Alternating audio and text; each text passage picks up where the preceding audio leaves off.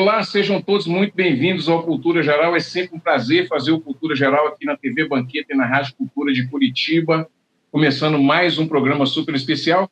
E esse programa é um repeteco, porque nós fizemos um programa desse, mas ficou igual cinema mudo, né? Ficamos falando, mas não tinha um tradutor.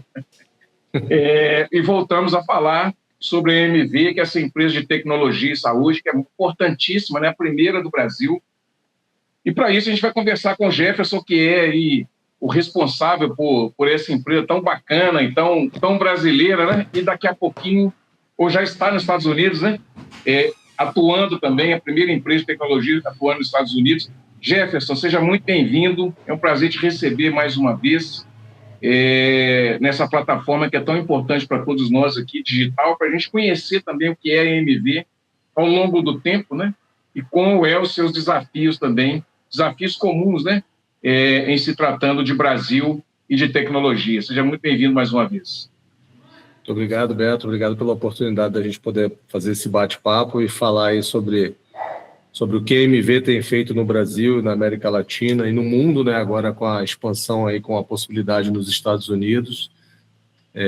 Para a gente é sempre gratificante poder dar as nossas contribuições. A EMV, uma empresa nativamente brasileira, 39 anos de mercado, lidera o segmento de soluções para o ecossistema saúde, é uma empresa com investimento proprietário, não tem capital externo, mas investe mais de 100 milhões ano em tecnologia e desenvolvimento de novas soluções para adequar esse ecossistema da área da saúde, e sempre abraçando aí o mercado da saúde brasileira em prol de melhorias, seja ela do cunho assistencial, onde a gente preza muito pelos requisitos de segurança, principalmente do paciente, mas também no cunho administrativo, elevando aí o nível de qualidade de atendimento das instituições e também melhorando a performance financeira das instituições de saúde. É isso, Jefferson, eu acho que a gente precisa até entender como que a tecnologia tem entrado, né, nesse campo de controle da área de saúde. A EMV, ela é brasileira, né? Pouquíssimas pessoas conseguem transferir tecnologia, porque isso fica na mão dos países desenvolvidos, né? A gente tem um país em desenvolvimento. Qual é o tamanho do desafio, por exemplo, da EMV, ao trazer um sistema de tecnologia que vai ser copiado praticamente para o mundo inteiro, porque quando chega nos Estados Unidos também, aí o mundo inteiro acaba absorvendo essas tecnologias também. Qual é o tamanho desse desafio, Jefferson? Olha, a gente tem alguns desafios mercadológicos, né? Mas primeiro, para te contextualizar um pouquinho, Beto, a EMV, eu te diria que ela está na vanguarda da tecnologia do mundo. Eu tive recente no evento da RIMS, em Las Vegas, que é um dos maiores eventos em tecnologia e saúde do mundo, onde estão os maiores players que desenvolvem tecnologia para a área da saúde. E, surpreendentemente, Beto, o que nós vimos na RIMS é o que a EMV já está trabalhando há pelo menos uns 5 anos dentro de casa, né? Conceito, por exemplo, que a gente chama de linha da vida, que é onde você consegue com que as instituições de saúde tenham acesso a todo o dado histórico da saúde da pessoa, usando inteligência artificial para poder ajudar nas conexões de qual é o melhor tratamento a ser aplicado no paciente, qual é a melhor medicação, o melhor exame, o melhor procedimento que tem que ser feito. Isso está sendo feito no mundo e a EMV já vem desenvolvendo isso há algum tempo. Então, nós vimos lá em Las Vegas empresas que são líderes de mercado mundiais fazendo coisas que a EMV já está fazendo há mais de 5 anos dentro de casa. Isso foi muito gratificante para a gente. Tivemos a oportunidade lá, Beto, de receber pela 9ª vez o prêmio Best in Class como o melhor prontuário eletrônico da América Latina. 9 vezes a EMV eleito como melhor prontuário em nível de segurança, em nível de usabilidade, em nível de qualidade para o uso assistencial. Então, também competindo com players de fora do Brasil, né? Então, para a gente é muito gratificante ver o que a EMV está fazendo, como você falou, uma empresa genuinamente brasileira, 100% nacional, mas pensando nessa adequação para atender todo o segmento. O desafio, Beto, te diria assim, são vários, que por incrível que pareça, por mais que a gente ache que o mercado americano é muito evoluído, Beto, o que nós vimos lá foi surpreendente, né? nós vimos lá um dado bastante relevante, como, por exemplo, quase 70% das prescrições médicas nos Estados Unidos ainda trafegam via fax. Assuste você, via fax. Eu nem ouvia mais falar de fax no Brasil, e nos Estados Unidos isso não é uma realidade. Aqui no Brasil, nós já temos muitos hospitais onde o modelo está 100% digital, a prescrição está 100% eletrônica, o receituário está eletrônico, o paciente já consegue comprar medicamento, acessar exame, tudo via aplicativo, e lá no mercado, que se fala ser muito desenvolvido, ainda se fala de fax. Então, os desafios são quebrar algumas barreiras culturais, né, algumas barreiras mentais.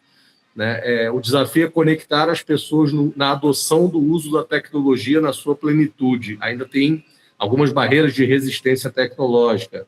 Os desafios são a gente enfrentar esse mercado assustador, uma avalanche de ataques hackers todo dia, né, onde tentam sequestrar dados de instituições de saúde, de pacientes. Como é que a gente mantém essas tecnologias adequadamente seguras, com níveis de segurança e controle? Então, tem muitas coisas que precisam ser discutidas no meio de saúde para que a gente consiga ter esse arcabouço de soluções em pleno funcionamento, Beto. E você falou numa coisa importantíssima, que são os dados, né? Você, como diretor desse departamento tão importante da MV, como é que a gente trabalha com a segurança de dados, né? Porque tem um detalhe, por exemplo, o sistema de segurança de dados da MV, ele é o mais moderno, nós podemos dizer que ele é o mais moderno da atualidade, se você pensar assim em termos de tecnologia mundial? Todas as tecnologias da MV hoje passam por um investimento e um controle de qualidade para manter os níveis de segurança no maior nível possível que a gente pode imaginar, Beto. Assim, é um desafio muito grande. Nós temos a felicidade, assim, pouquíssimos clientes MV hoje, você vê eles tendo um ataque direto às soluções MV ou às plataformas MV. Acontece, às vezes, você vê algum cliente sendo atacado, mas às vezes é por uma máquina da ponta ou por uma máquina que está plugada na rede, mas as tecnologias da MV hoje estão bem blindadas no nível de segurança. Só que esse quesito de segurança, Beto, que ele é bastante relevante, ele precisa ser tocado nesse contexto da área da saúde, ele não permeia só as tecnologias, né? Você tem que trazer o quesito de segurança, inclusive, para dentro da instituição, porque às vezes o dado da saúde, ele vaza até para profissionais da área da saúde, às vezes isso é inerente ao sistema. Então, quando eu falei que tem uma barreira cultural aí, que a gente tem que educar também, né, os profissionais de saúde, médicos, enfermeiros, todos que atuam no segmento, que o sigilo dos dados que estão ali dentro, né, como é que a gente controla essa informação que está ali dentro, ela é muito relevante. Então, tem um trabalho da porta para dentro da instituição de saúde que ela transcende qualquer tecnologia. Né? Nós temos, sim, a obrigação de manter as tecnologias com todos os melhores requisitos de segurança para combater essas invasões, que são milhares todos os dias, Beto. Assim, eu brinco sempre nas minhas palestras, né? Hospitais do Brasil, não é uma questão de se vai acontecer com vocês uma invasão hacker, é que dia que vai acontecer, porque uma hora vai acontecer, porque são milhares todos os dias tentando entrar na sua porta, ali na sua casa. Então, como é que a gente se previne tecnologicamente, mas também como é que as instituições se preparam culturalmente para preparar seus profissionais para manter esses dados em sigilo. Então, tem um desafio, tem um mix de coisas aqui que precisam ser discutidas além da tecnologia. E a gente pulando para a ciência e tecnologia, voltando para a ciência e tecnologia, primeiro, né, você como diretor corporativo já tem uma gama de sucessos e de empreendimentos já foram estabelecidos aí pela MV, e já é colocado no Brasil inteiro, né? Ela atua praticamente no Brasil inteiro. Então, como que a gente pode pensar, por exemplo, na expansão para outros modelos de negócio, não, para outros modelos, por exemplo, vocês trabalham com hospital, mas pode trabalhar com clínica, pode trabalhar com pequenos laboratórios, assim. Tem um número específico de pessoas, ou ele pode abranger qualquer, estando na área da saúde, ele pode abranger qualquer volume, qualquer quantidade de profissionais? Na verdade, Beto, assim, o ecossistema MV, né, ele é muito além do que uma solução para o hospital. Né? Então, é óbvio, a MV, nativamente, ela ficou reconhecida e ela cresceu no mercado por ter uma grande solução hospitalar, né? Mas hoje o ecossistema, ele atende 1.600 hospitais no Brasil e na América Latina, ele atende mais de 150 operadoras de plano de saúde, ele atende mais de 220 municípios com a parte de atenção básica primária, da parte pública de saúde. Ele atende consultórios médicos, mais de 10 mil consultórios médicos. Ele atende clínicas odontológicas. Nós hoje temos quase 12 mil odontologistas usando plataformas nossas.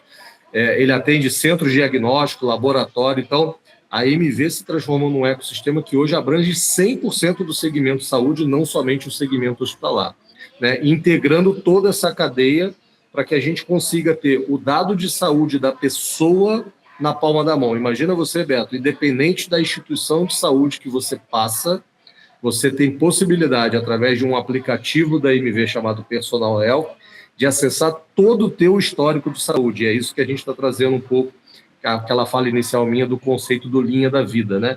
Imagina tu ter todo o teu histórico de dados de saúde, independente de por onde você passou, você ter tudo isso numa baseline única, onde você possa estar sendo lá atendido para o médico, e você autorizar que ele acesse esse dado de saúde, né, e ele tenha acesso a toda a tua vida pregressa, inclusive, para ajudar nessa avaliação e entender qual é o melhor tratamento para você. Uma revolução, Jefferson. Isso é uma revolução pensando assim tecnologicamente, né? E às vezes o que vem na cabeça, assim, por exemplo, quando estava lendo as coisas da MV, é que, por exemplo, por que eu te fiz essa pergunta anterior? Porque às vezes o dono de uma clínica, o dono de uma rede, porque tem 3, 4 clínicas, tem 2 clínicas e tal, ele está vendo e fala, isso está muito distante para mim, né? E essa pergunta é muito importante porque as pessoas podem entender que não, é acessível para mim também, e acaba virando esse ecossistema mesmo, né? Então, e essa ideia da tecnologia, de onde que partiu essa ideia de concentrar todos esses elementos, né, todas essas informações dentro de um sistema, né, em que praticamente é um bloco, né, um bloco de informações. Como é que partiu isso e, assim, como que é orgulho para todos nós ter uma estrutura dessa saindo do Brasil, em que o SUS já é uma referência mundial, né? E essa área da saúde no Brasil é uma referência mundial, apesar de a gente ter vários desafios ainda, mas a gente tem o melhor modelo, talvez, do mundo na área de assistência à saúde das pessoas. E isso é meio que... A gente pode entender que isso é meio brasileiro mesmo, Jefferson. Assim, a ideia da MV nascer do Brasil e englobar toda essa coisa é uma coisa, assim, muito parecida com o SUS também, porque o SUS precisou de várias mentes para poder criar. E a MV teve ali, tecnologicamente, pessoas capazes de poder criar isso e não precisou de tantas mentes assim para poder criar um sistema. Está mais ou menos ligado assim, na ideia de desenvolvimento também, muito parecido com essa ideia de rede mesmo? Um pouquinho, Beto, mas assim, ó, a MV hoje são 3.200 mentes brilhantes que pensam tecnologia para a saúde todos os dias, são 3.200 funcionários, mas te diria assim, ó, muito guiado e muito direcionado por um empreendedor chamado Paulo Magros, que é o CEO da MV, o dono da MV, e ele te diria assim que é o grande impulsionador das grandes ideias que nós temos, né? Então, quando você olha essa visão da saúde toda conectada, integrando toda essa informação numa grande camada interoperável com o dado de saúde na palma da mão, tem muita ideia do que o Paulo viu acontecer no mundo. O Paulo é um cara mega empreendedor que viaja o mundo todo para conhecer sistemas de saúde e, consequentemente, ele provoca com que o time dele inteiro também tenha esse nível de conhecimento e nos desafia cada vez mais a ter esse grande ecossistema totalmente integrado. Então, ele é o grande idealizador de muitas dessas coisas que a gente está discutindo aqui, muitas ideias partem do Paulo, e um cara que é muito antenado com o mercado da saúde, com as particularidades financeiras do mercado, com os desafios regulatórios. Então, ele provoca esse desafio dentro da nossa estrutura para que a gente traga as melhores soluções para o mercado. Então, tem muito dedo do Paulo nessa nossa missão. Jefferson, como é que é essa saída para o mercado norte-americano, o desenvolvimento que tem tecnológico. Praticamente nós vamos ensinar, né, o berço da tecnologia, vamos dizer assim, um dos berços da tecnologia, né, com um programa completamente revolucionário e inovador. Fala para a gente como é que é essa ideia de partir para o mercado norte-americano e desenvolver essa tecnologia lá. Vai chegar praticamente pronto, né? Já testou, já está tudo funcionando muito bem, então vai chegar lá praticamente pronto para revolucionar mesmo. Né? Perfeito, né? Quando nós vimos que o dado que eu te trouxe, né, que quase 70% das prescrições lá ainda trafegam em fax, e a gente faz uma analogia com o mercado brasileiro, e nós vemos ali muitas instituições onde o modelo já está 100% digital, e o paciente já está cuidando da sua saúde através de um aplicativo, né? Poxa, a gente olhou e falou, cara, tem oportunidade lá fora para MV.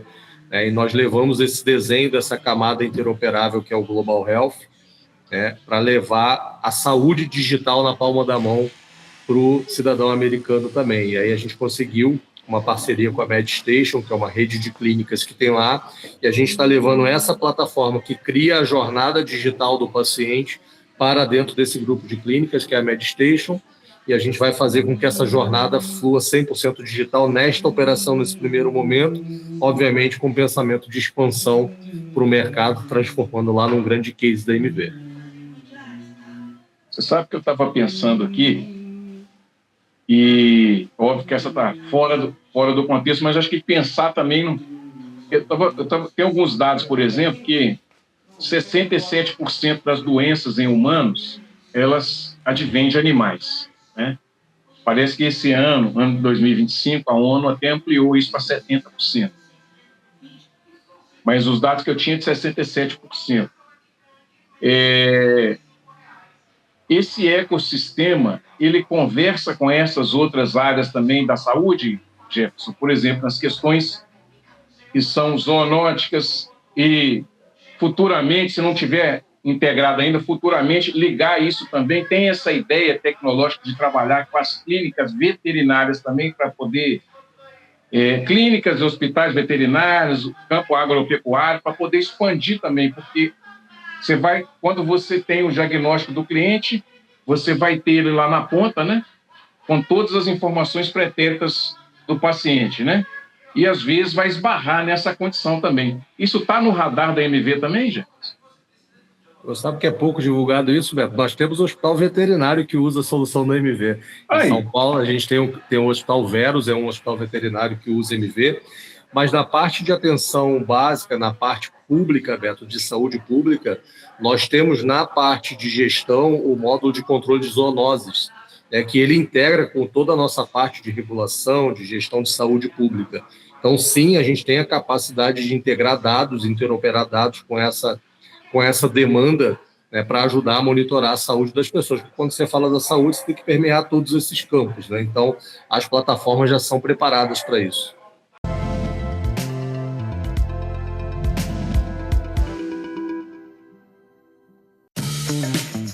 Uai, produto vencido na prateleira? Esta é uma infração prevista no Código de Defesa do Consumidor. Se comprar produto vencido, você tem direito à troca ou reembolso, e o item deve ser retirado imediatamente do local de venda. Vender produto vencido é uma prática abusiva. Para denúncia, ligue 127 e faça valer o seu direito. Ministério Público de Minas Gerais. Em todo lugar, ao seu lado. Não é difícil perceber por que Nova Lima está se transformando em um polo de investimentos. Afinal, quem não quer se mudar para a 6ª cidade em sustentabilidade fiscal, a 4ª mais segura de Minas e na 9ª melhor qualidade de vida do Brasil? Nova Lima é o destino da diversificação econômica, porque é movida por grandes ideias e, por isso, abre as portas para receber as suas.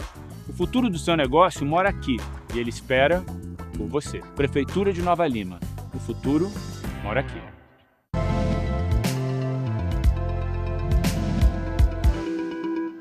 A gente estava falando, por exemplo, no conceito de ir para os Estados Unidos, para a América e tal, para a América do Norte, mas é óbvio que chegando na América do Norte, vai chegar nos Estados Unidos, você vai sair, ali você já tem Canadá, México e tal, né? e os países mais pujantes nesse contexto, e, obviamente, que não tem como não te perguntar sobre a Europa, né? Porque ao chegar na Europa, ao chegar nos Estados Unidos, você fica mais próximo de atuar também na Europa, né? Como é que vocês pensam isso? Porque, por exemplo, no Reino Unido, nós temos uma proximidade muito grande do sistema de saúde, por exemplo, da Inglaterra, com o sistema brasileiro, né? Isso também está no radar da MV? Com certeza, Beto. Assim, o plano de expansão da MV ele tem algumas etapas dentro do nosso planejamento estratégico, né? Mas a ideia, nós já temos clientes na América Latina, nós temos nove países na América Latina, estamos entrando no mercado americano agora e dentro do plano de expansão a Europa é um mercado-alvo, sim. A gente, obviamente, entende que tem questões regulatórias locais, que são alguns desafios e algumas barreiras que a gente tem que contornar.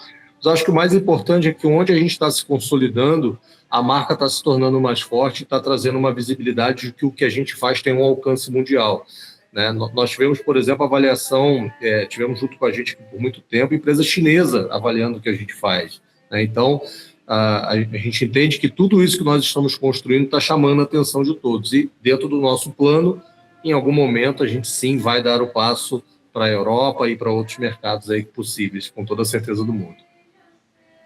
Ô Jefferson, óbvio que tudo é sempre muito desafiador para todos nós, né? Na medida que você vai caminhando, que você vai construindo e abrindo picadas no mato, vai abrindo caminhos, né, diferentes, os desafios vão aparecendo também.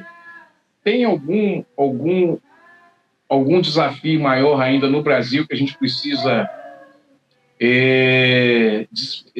melhorar? Por exemplo, você cria uma série de tecnologias, um modelo de ecossistema muito forte, muito grande, mas às vezes você esbarra na internet, né, no sistema digital, né, que a gente não consegue chegar no interior, por exemplo, né, com qualidade. Sistema de cabeamento, essas coisas todas. Esses desafios ainda é característico do nosso país ainda, assim, tem uma bruta de uma tecnologia que a MV coloca à disposição, mas às vezes esbarra no sistema de expansão de rede, por exemplo, tanto de telefonia, mas também de cabeamento de internet. Ou consegue-se fazer isso de forma orgânica também com um sistema próprio só para aquele lugar? Como é que explica isso para a gente? Beto, te diria assim, eu acho que esse já foi um desafio muito maior para o mercado brasileiro, né? Só para te dar um dado, assim, hoje cada 10 clientes que entram na MV, 9 já se conectam através de uma plataforma que é SaaS, né? Uma plataforma que roda 100% em nuvem, não tem mais ambientes locais, porque essa questão da conectividade, ainda mais com entrantes como a Starlink, por exemplo, e vários outros, essa questão vem se resolvendo com muita tranquilidade. As questões de rede, infraestrutura, hoje é fácil de resolver. Eu te diria que o maior desafio para a tecnologia na saúde ainda é, para a gente, na nossa visão, a visão dos gestores de saúde. Porque os gestores de saúde, eles continuam enxergando tecnologias como custo da operação, quando a tecnologia deveria estar em prol da melhoria da qualidade de assistência, quando deveria estar em prol da segurança do paciente que ele atende e deveria estar em prol da melhoria do resultado financeiro.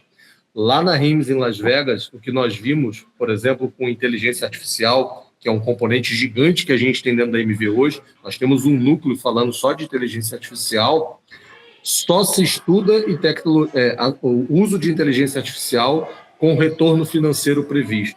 Nós temos aqui no Brasil alguns cases de sucesso, como, por exemplo, o RHP lá de Recife, o Real Hospital Português, que é um hospital que está implementando, fazendo uma jornada digital com seus pacientes, implementando o uso de IA com a MV, e todos os projetos que ele está montando com a gente, ele monta um estudo de retorno, seja de segurança ou seja financeiro para a instituição antes. Então, a nossa grande barreira ainda, Beto, os gestores de saúde olham para a tecnologia como um custo da operação e não como algo que, de fato, gera um benefício assistencial, de gestão e financeiro. Essa é uma grande barreira ainda. Isso é interessante, né? Porque a tecnologia ela vem exatamente para fazer esse... a tecnologia vem exatamente para diminuir essas barreiras, né?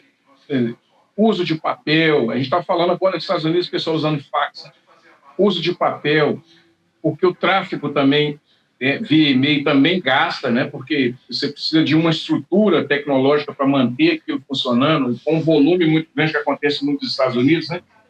De usar muito e-mail, e agora é até uma novidade para mim que eles estão até meio assustados, que você falou, Jefferson, o tanto de...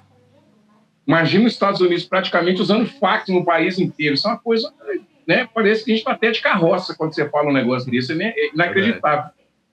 E aí a gente fica pensando assim, como que a gente, ao mesmo tempo, avança e, ao mesmo tempo, fica no papel. Então, por exemplo, o médico ainda quer ter a sensação do receituário ali da mão ainda, o próprio paciente, tudo. Esse processo, você entende também que é cultural? Você acha que a gente, de qualquer forma, vai ter que mudar, né? De uma forma ou de outra vai ter que mudar. Mas você acha que demora muito culturalmente a gente desenvolver isso, já que a gente tem a primeira empresa nacional nesse campo da tecnologia, com vamos dizer, essa fineza assim, de tecnologia de ponta para poder atuar? Eu acho que não vai ter não vai ser longo esse processo, porque o avanço tecnológico ele está acontecendo cada vez mais rápido, Beto. Se você olhar, né, lá atrás você falava de uma adoção tecnológica, ela levava 15, 10 anos, e esse tempo vem diminuindo. Quando a gente fala de IA, por exemplo, a IA chegou de fato na nossa mão tem 1 ano e meio, 2 anos, e hoje já tem gente usando IA na plenitude. Então, esse tempo está encurtando, até porque nós, como pessoas, né, em algum momento a gente depende de uma instituição de saúde, a gente também está ficando mais exigente com algumas coisas, né? Eu sempre provoco os meus clientes, né? Poxa, vamos citar um hospital como exemplo, né? Um hospital é um ambiente que ele não é agradável por natureza, ninguém levanta, acorda e diz, pô, hoje eu quero ir num hospital. A gente vai por uma necessidade. E é insano pensar que às vezes a gente vai para dentro de um hospital e a gente fica às vezes 1 hora numa fila para ser atendido, né? Quando na prática, no dia a dia, as pessoas pedem um táxi por um aplicativo, assistem um filme no celular, fazem uma compra de comida por um aplicativo, porque tudo gera praticidade, mas quando você vai para o ambiente da saúde, as pessoas ainda te deixam lá 1 hora na fila esperando, passando mal, né? Então, por que a gente não usa esse mesmo aparato tecnológico que a sociedade usa para o seu bem-estar no dia a dia? Por que a gente não usa ele para a saúde? Então, eu acho que a própria sociedade já está forçando esse movimento de adoção da tecnologia para essa transformação digital. E com o advento da IA, Beto, isso vai ficar ainda mais desafiador. Eu tenho conversado, por exemplo, com alguns amigos que são médicos, aí eles falam para mim, pô, o paciente está chegando no meu consultório e ele já está chegando cheio de informação comigo porque ele está consultando o dado dele numa IA e a IA já está dando um monte de sugestão para ele. E o paciente começa a me questionar durante a consulta, né? Então, isso mostra que a população está se tornando mais exigente com essa adoção da IA e isso vai se tornar cada vez mais célere no processo. Então, eu acho que a gente vai avançar muito num curto espaço de tempo com essa adoção da tecnologia, mas a gente precisa quebrar essas barreiras dessa visão de que a tecnologia é o custo nessa operação.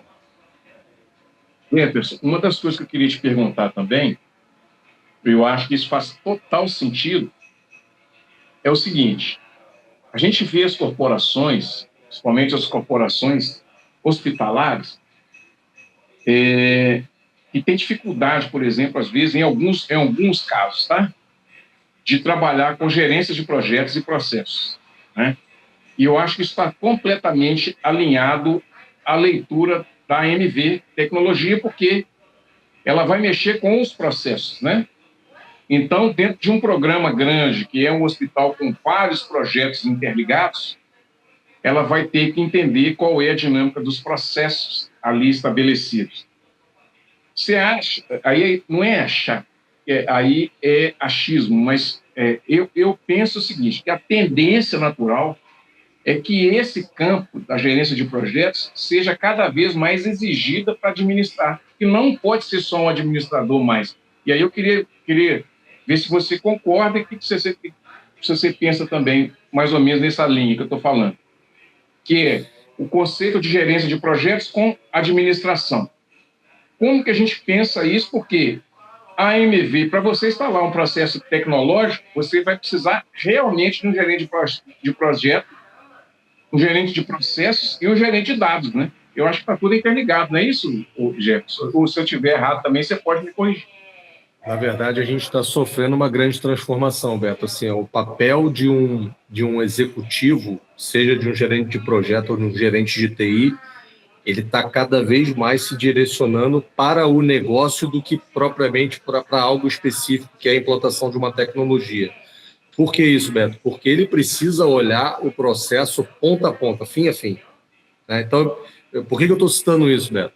Nós temos vários hospitais que o cara diz assim, pô, se você for lá no meu hospital, você não assina papel nenhum na recepção, a minha recepção é toda digital. É lindo, mas quando tu entra no faturamento dele, está cheio de papel impresso.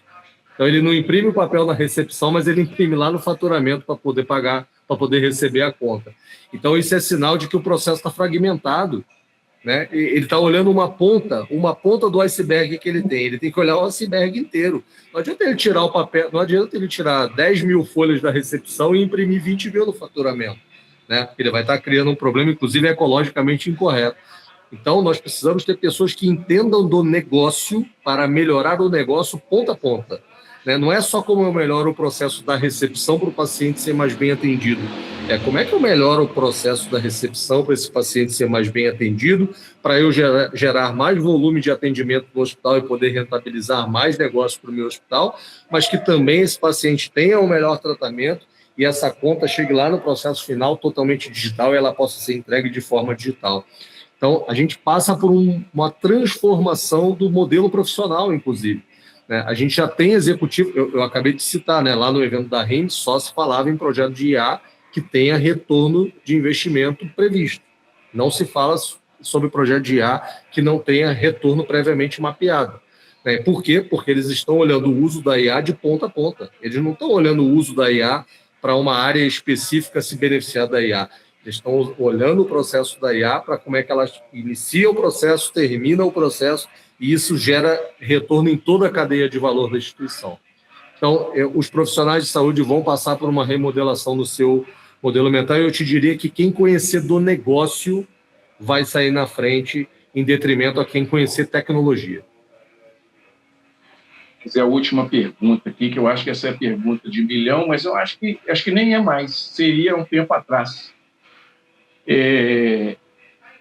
Todo mundo tem muito medo da inteligência artificial, da IA, tomar conta e substituir a mão de obra humana. Quando eu falo isso, até eu dou uma risada, porque eu já entendo também, por exemplo, que a nossa geração, né, eu acho que está mais ou menos na mesma geração, nós tínhamos esse mesmo questionamento lá atrás, né, na década de 80, 90 e tal, vai falar assim, mas aí a tecnologia vai substituir o homem e tal, não sei o quê. E agora nós vemos esse mesmo discurso, que é a inteligência artificial que vai tomar conta dos empregos das outras pessoas e tal. Esse desafio aí, a MV vai ter que educar também, vamos dizer assim, né? Ela vai ter que educar. Também vai ser um desafio para todos esses executivos, os diretores corporativos como você né? Os outros de desenvolvimento e tal, também vai ter esse, porque na realidade o trabalho vai só migrar, né? Ele sai de uma área e pula para outra. O trabalho humano ele não para, né? Mas existe esse medo porque o mundo ficou muito volátil, está tudo muito transitório, né? Você tem revoluções de 5 anos que demoraria, por exemplo, 50, 60 antigamente para poder se desenvolver. E hoje, com 1, 2 anos, já está tendo uma aceleração violenta assim, do desenvolvimento. Como lidar, você como diretor corporativo, que tem que lidar com essas nuances também, né, de todos esses contextos, né? Tem 3.200 pessoas trabalhando com vocês. Mas quando você expande isso para stakeholders fora da NV, é um volume gigantesco, né? E aí você tem esses questionamentos também, porque você vai pegar empresas de tudo quanto é tipo, empresas SA, empresas tradicionais, empresa familiar. Como que a gente pensa isso, Jefferson, com relação à IA e ao tempo que a gente está vivendo?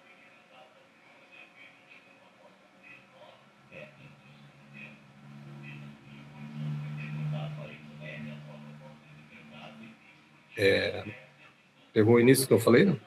Não, pegou não. Desculpa, é que o microfone... Tem problema não. Bom, como eu falei, Beto, lá no início, né, pude ver lá fora, a IA já é uma realidade, né? Ela não é algo que vai acontecer ou não é futuro, ela já é presente. E eu te diria com muita tranquilidade assim, a gente precisa, com muita transparência, parar de romantizar alguns temas, né? Um deles é sobre funções. Quando se fala assim, algumas funções vão acabar. Com muita transparência, vão mesmo, né? Sim. O que eu te diria assim, o mercado estará apto para profissionais que souberem utilizar a inteligência artificial. Porque a IA ela precisa de curadoria, ela precisa de base de dados bem estruturada, ela precisa de pessoas que conheçam o processo, ela precisa de uma série de componentes, mas ela precisa ser bem tratada, vamos dizer assim. Então, o mercado sempre estará apto para profissionais que estiverem preparados para o uso da inteligência artificial. Ela já é uma realidade, Beto. Assim, te dou um exemplo. Quando a gente fala de uma linha de desenvolvimento de software, né, a depender de um determinado produto que a gente tinha que codificar internamente, a gente levava meses e às vezes anos para desenvolver um produto. Né? Recentemente, agora a gente tem uma unidade nossa que usa inteligência artificial para apoiar no desenvolvimento. O que se fazia em 2 meses se faz em 2, 3 dias, usando inteligência artificial. Isso quer dizer que vai acabar o cargo de desenvolvedor de software? Claro que não. Né? Vai continuar, mas ele vai continuar num outro formato usando inteligência artificial. Então, o que as pessoas têm que entender a gente não vai conseguir fugir disso. Né? Algumas funções serão trocadas pela IA porque tem um nível de eficiência maior? Serão, com muita tranquilidade, serão, mas novas vão surgir. Então, eu te diria que eu acho que tem muito mais oportunidade nas que vão surgir do que daquelas que vão acabar. Então, acho que a gente tem que olhar para o ponto positivo. Elas vão abrir uma jornada nova no mercado. Né? E é para isso que a gente tem que abrir o leque de visualização e entender, poxa, como é que eu me especializo nisso e como é que eu aprendo a trabalhar com isso. Exatamente. Abriu uma porta, sai um mundo do outro lado, né? Exatamente. Se você olhar, Roberto, eu sempre falo isso, né? Na década de 60, 70, quantos desenvolvedores de software tinha no mundo? Né? Hoje é o cargo que mais emprega no mundo. São milhões e milhões de desenvolvedores de software de um cargo que nem existia lá atrás. Né? Então, esse movimento ele vai acontecer naturalmente. Então, eu digo com muita tranquilidade, terão muito mais oportunidades para quem souber usar IA, né, do que propriamente funções que podem acabar pelo uso da IA. Perfeito. Bom, gente, chegamos ao final do programa Cultura Geral. Foi um prazer conversar com vocês. Ô, Jefferson, foi um prazer te receber aqui, agradecendo ao pessoal, a Jeff, agora também a Monique, que vai nos acompanhar. Te agradecer aí por essa aula que você deu aqui para todos nós, né? Essa equipe maravilhosa que você tem da comunicação e o Mário também, e a Isabela. Foi um prazer te receber aqui nas telinhas de Minas Gerais, né, em Belo Horizonte, e também pelas ondas do rádio para Curitiba e todo o estado do Paraná. Foi um prazer te receber. Obrigado, Beto. Prazer todo meu. Sempre importante poder contribuir com o nosso conhecimento e fazer com que a saúde se torne cada vez mais digital. Gente, chegamos ao final do programa Cultura Geral. Um beijo no coração de todos e voltaremos amanhã, se Deus quiser, com mais um programa super especial aqui na TV Banqueta, na Rádio Cultura de Curitiba. Beijo no coração de todos e até amanhã, se Deus quiser.